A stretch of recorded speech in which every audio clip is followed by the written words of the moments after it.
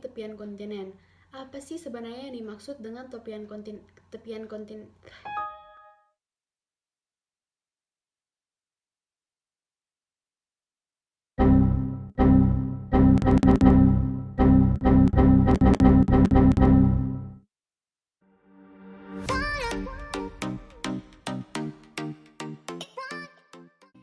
Pada kesempatan kali ini, saya akan membahas mengenai wilayah perairan yang ada di Indonesia. Namun, sebelum kita masuk lebih jauh lagi mengenai wilayah perairan yang ada di Indonesia, alangkah lebih baiknya kita mengetahui apa yang dimaksud dengan laut dan apa yang dimaksud dengan hukum laut itu sendiri. Nah, laut sendiri didefinisikan sebagai keseluruhan rangkaian air asin yang menggenangi permukaan bumi. Laut menurut hukum didefinisikan sebagai keseluruhan air yang berhubungan secara bebas di seluruh permukaan bumi ini. Dalam sejarah, laut terbukti telah mempunyai berbagai-bagai fungsi, antara lain sebagai sumber makanan bagi umat manusia, sebagai jalan raya perdagangan, sebagai sarana untuk penaklukan, sebagai tempat pertempuran atau peperangan, sebagai tempat bersenang-senang dan rekreasi, serta sebagai alat pemisah dan pemersatu bangsa. Nah, bukan hanya laut saja yang penting karena memiliki banyak fungsi, namun hukum laut juga tidak kalah pentingnya, karena hukum laut internasional mengatur manfaat dan kegunaan laut itu sendiri, seperti sebagai jalan raya dan sebagai sumber kekayaan serta sebagai sumber tenaga. Karena laut hanya dapat dimanfaatkan dengan kendaraan-kendaraan khusus, yaitu kapal-kapal yang diatur dalam hukum laut, masuk dalam wilayah perairan yang ada di Indonesia. Indonesia sebagai wilayah kepulauan atau negara kepulauan dengan penduduk yang besar jumlahnya, serta begitu luasnya wilayah pantai di Indonesia, menjadi alasan yang kuat bagi penduduk Indonesia sendiri secara maksimal manfaatkan kekayaan laut yang ada di setiap wilayah kepulauannya. Kekayaan berupa sumber daya hayati yang terdapat di dalam laut tersebut sangat beragam, mulai dari berbagai jenis ikan yang kaya akan protein, terumbu karang, aneka bahan tambang, dan masih banyak lagi. Nah, ada 3 wilayah perairan di Indonesia.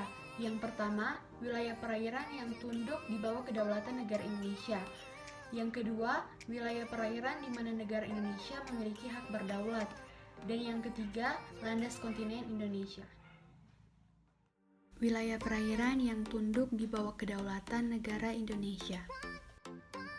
Kedaulatan negara Republik Indonesia di perairan Indonesia meliputi laut teritorial, perairan kepulauan, dan perairan pedalaman, serta ruang di atas laut teritorial, perairan kepulauan, dan perairan pedalaman, serta juga dasar laut dan tanah di bawahnya termasuk sumber kekayaan alam yang terkandung di dalamnya.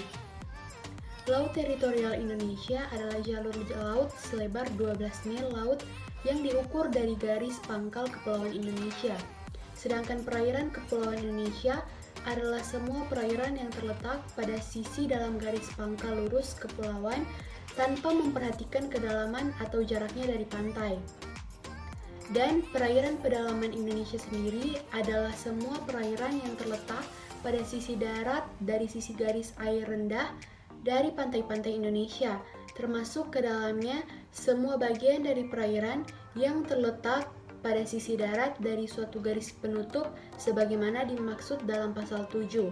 Ketentuan pasal 7 ini menentukan bahwa dalam perairan kepulauan untuk penetapan batas perairan pedalaman, pemerintah Indonesia dapat menarik garis-garis penutup pada mulut sungai, kuala, teluk, anak laut, dan pelabuhan.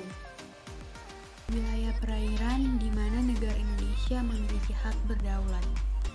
Di samping negara kepulauan, rezim baru dari hukum atau dalam hukum laut PBB adalah zona ekonomi eksklusif yang diatur dalam bab 5 pasal 55 yang menyatakan bahwa zona ekonomi eksklusif adalah suatu daerah di luar dan berdampingan dengan laut teritorial yang tunduk pada rezim hukum khusus yang ditetapkan dalam bab ini berdasarkan mana hak-hak dan yurisdiksi negara pantai dan hak-hak serta kebebasan-kebebasan negara lain. diatur oleh ketentuan-ketentuan yang relevan dengan konvensi ini. Dan dalam pasal 57 menyatakan bahwa zona ekonomi eksklusif tidak boleh melebihi 200 mil laut dari garis pangkal yang digunakan untuk mengukur lebar laut teritorial.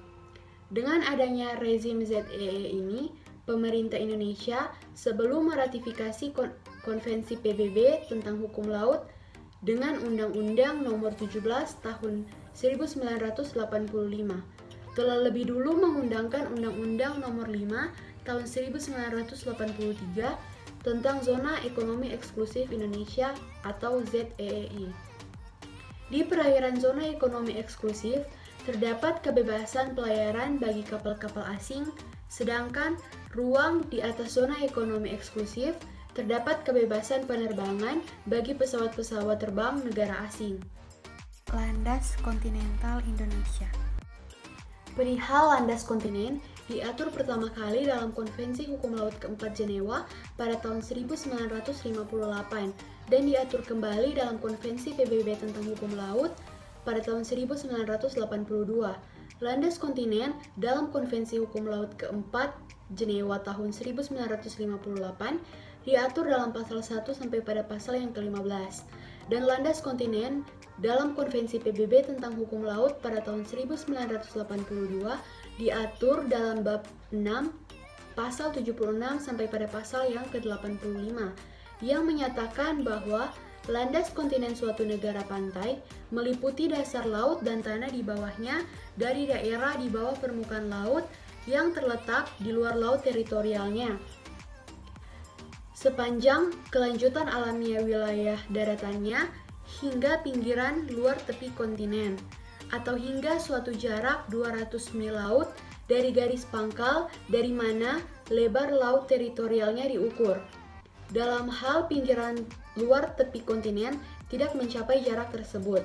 Dalam penjelasan yang sudah dijelaskan sebelumnya, terdapat istilah mengenai tepian kontinen. Nah, apa sih yang dimaksud dengan tepian kontinen itu? Tepian kontinen yang dimaksud meliputi kelanjutan bagian daratan negara pantai yang tidak mencakup dasar samudra dalam dengan bukti-bukti samudra atau tanah di bawahnya yang berada di bawah permukaan air.